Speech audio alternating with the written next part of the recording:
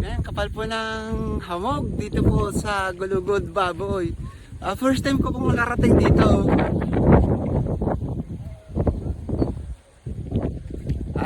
Ilang beses na po ako nakaikot ng Mabini, Batangas, pero hindi po ako umaakyat dito sa Gulugod Baboy.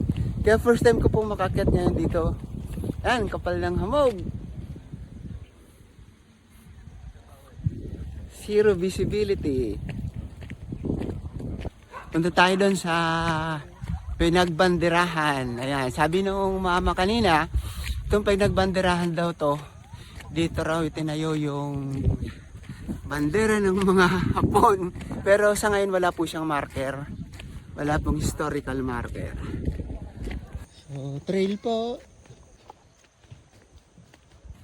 Pinagbanderahan. Walang makita. Sa kapal ng hamog. Mount Gulugod Baboy. Okay, papunta dun sa Pinpas.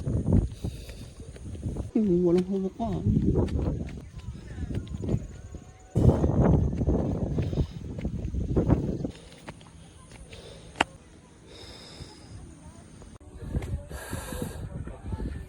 Yan, kapal pa rin po ng hamog dito po sa Pinagbanderahan.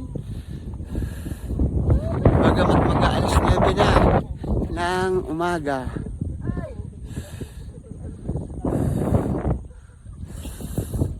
Pinagbanderahan dito po sa Mount Gulugod Baboy. May first time ko po na makarating dito. Papuntahan dito.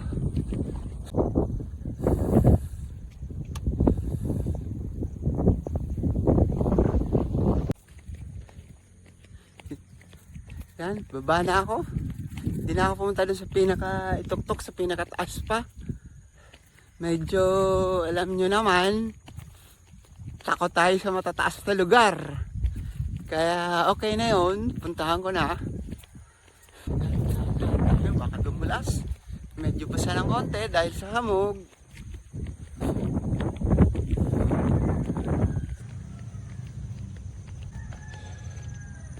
Booking siya pero mahamog kasi kaya hindi kita yung dagat.